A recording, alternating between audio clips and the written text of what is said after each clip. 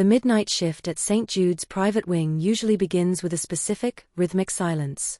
It is a landscape of white tiles and hushed electronic chirps, a world where everything is sanitized, controlled, and predictable. My name is Elena, and for nearly a decade, I've worn these deep blue scrubs like a suit of armor. I've mastered the art of clinical detachment, the ability to look at a human being as a collection of symptoms, a chart to be updated, a body to be stabilized. But room 402 has changed the very air I breathe. Behind that heavy, soundproof door lies a patient who has systematically dismantled every defense I've ever built. As I approach the threshold, the sharp, biting scent of antiseptic hangs in the corridor, a sterile reminder of my duty. But the moment I push the door open, that scent is utterly swallowed by something far more intoxicating. Isabella Sterling, a woman whose name usually dominates financial headlines, is reclining in a bed of high thread count silk she insisted on bringing herself. The room is bathed in a soft ethereal blue moonlight filtering through the large windows, casting long jagged shadows across the polished medical monitors. The air is thick with her signature perfume, a dark, expensive blend of jasmine and sandalwood that feels entirely out of place in a hospital. I stand there for a heartbeat too long, the snap of my latex gloves sounding like a gunshot in the stillness. I can see the outline of her body beneath the thin silk sheets, a silhouette of grace even in her supposed vulnerability. Her blonde hair is a pale spill across the white pillows, and her eyes, even in the shadows, find mine with a precision that makes my breath hitch. I am here to perform a routine checkup, to be the silent caretaker, the invisible hand of medicine. But as I step into the blue glow, my pulse begins a frantic, uneven rhythm that no training can mask. Isabella doesn't say a word, she doesn't have to. The way she watches me, tracking every movement of my hands as I check the 4-stand, the way my chest rises and falls beneath my scrubs, tells me she knows exactly what she's doing to me. I reach for the adjustable metal bed rail, my fingers brushing against the cold steel, but all I can feel is the heat radiating from her skin.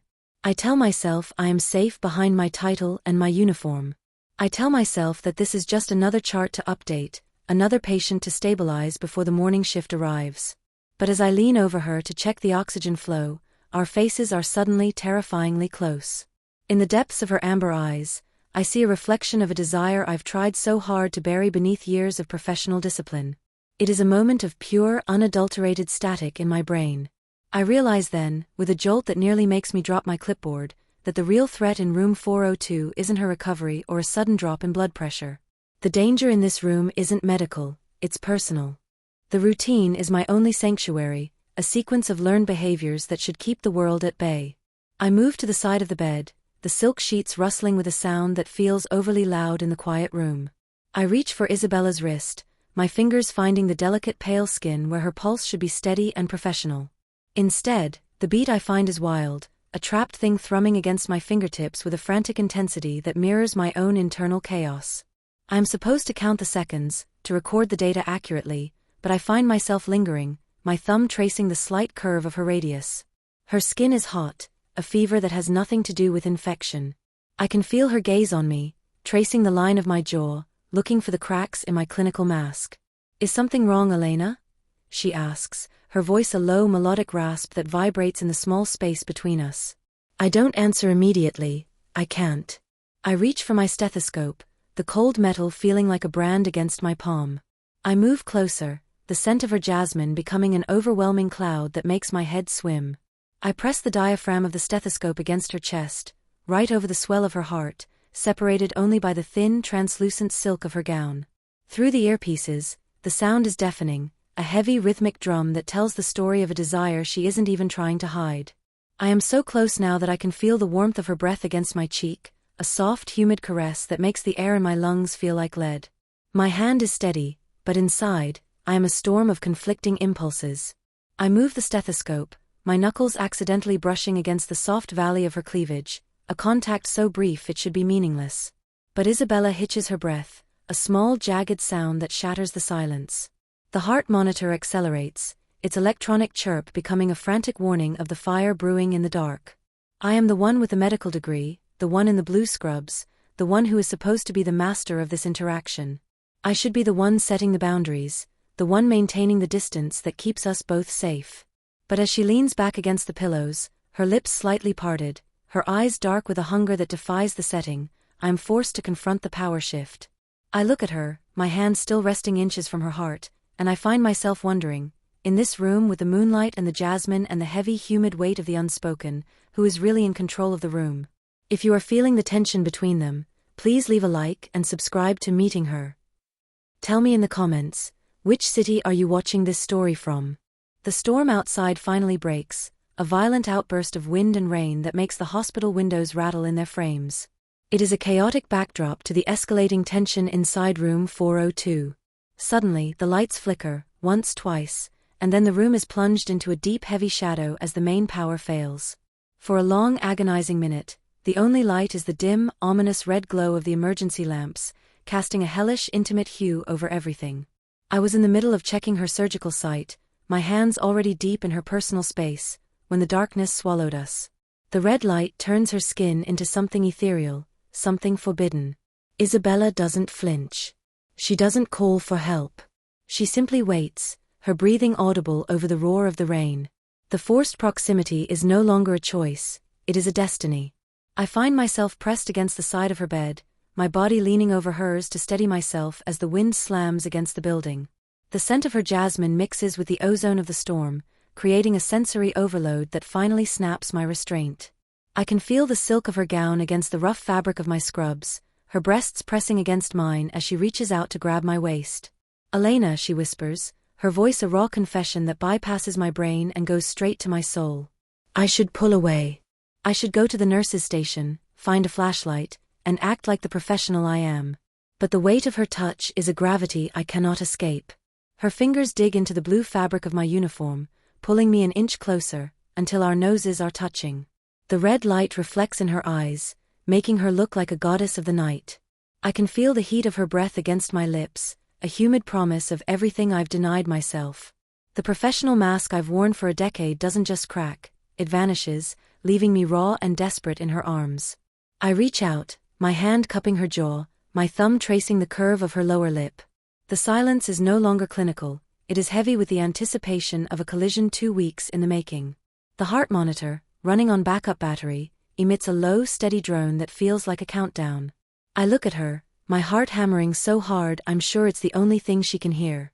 In this red-soaked room, the notorious luxury of the hospital fades away, leaving only 2 women caught in a storm of their own making. At that exact moment, as her lips finally brush against mine in a kiss that tastes of salt and sandalwood, the professional mask finally shatters. The aftermath of the kiss is a landscape of heat and jasmine, a world where the only thing that matters is the weight of her body against mine. The power returns, the bright, clinical lights of the room flicking on with a harshness that feels like an intrusion. But we don't pull apart. I am sitting on the edge of the bed, Isabella's arms still wrapped tightly around my neck, her head resting on my shoulder. The scent of her jasmine is now a part of my uniform, a mark of the secret we now share. The powerful woman who arrived here in a silk shroud is now vulnerable in my arms, her heart still racing against my chest. I look at the monitors, the green lines finally steadying, and I realize that the most important healing didn't happen through a needle or a pill. It happened in the dark. But there is a weight to this intimacy, a heavy pressure of the unsaid that follows us into the dawn. I trace the line of her collarbone, my fingers moving with a possessive boldness I never knew I possessed. We are bound by a secret that the hospital walls cannot contain, a desire that has redefined the power dynamic of room 402. I am her caretaker, yes, but I am also the only person who knows the fire that lives beneath her perfect, blonde exterior. The ivory silk of her nightgown is wrinkled under my touch, a tangible proof of the moment we just crossed. I can feel her pulse under my palm, no longer frantic but deep and resonant, as if her heart has finally found its anchor. I lean back just enough to look at her, my face inches from hers, the anticipation of the next touch a physical ache in my chest. Her amber eyes are fixed on mine, searching for any sign of regret, but all she finds is the reflection of her own hunger. The professional distance I used to prize feels like a relic of a different life, a lie I can no longer tell myself. We are suspended in a moment of intense face-to-face physical anticipation, knowing that the world is waiting outside that door to take us back to our roles. I can feel the heat of her skin against mine, a shared fever that no medicine can cure. The room is quiet again, but the silence has changed. It is no longer hollow, it is thick with the gravity of what we are to each other. I am her nurse, and she is my patient, but in the ruins of the night, we have become something far more dangerous. We have become a secret. The morning sun is a brilliant, unforgiving light that reflects off the white tiles of the hallway, demanding that the world return to its proper order. I enter room 402 for the morning rounds, my blue scrubs straightened, my stethoscope in place, but I feel like a stranger in my own skin. Isabella is sitting up, her laptop open on her knees, her blonde hair perfectly styled, the mask of the powerful CEO firmly back in place. To anyone else, she looks like a patient recovering with remarkable speed. But as I move toward the bed, our eyes meet, and for a split second, the mask slips. I see the heat, the secret, the shared fever that still burns in the depths of her gaze. I reach for her wrist to check her pulse, a gesture we've performed 100 times. But this time, her fingers interlock with mine under the cover of the silk sheets, a silent grounding touch that tells me she isn't letting go. The power dynamic has shifted forever. I am no longer just her nurse, and she is no longer just my patient. We are something else entirely, something for which there are no charts or protocols. The loop has begun, a cycle of professional duty by day and a desperate forbidden hunger by night. We will play the game, we will exchange orders and medical data, but the air between us will always be charged with the memory of the storm. Every time I walk past her door, I feel the pull of the gravity we created. The cliffhanger isn't when she'll be discharged, it's what happens when she leaves and the clinical walls are no longer there to hide us. I walk out of the room, looking back over my shoulder one last time to see her watching me, biting her lip in a way that tells me the next checkup can't come soon enough. I am the woman who saved her, but she is the woman who set me on fire. The cycle of forbidden desire resets, and I am ready to burn with her again. This was only the beginning. If you missed the other stories on the channel, click on the video appearing on your screen right now. And get ready, because the next meeting will be even more intense. See you soon.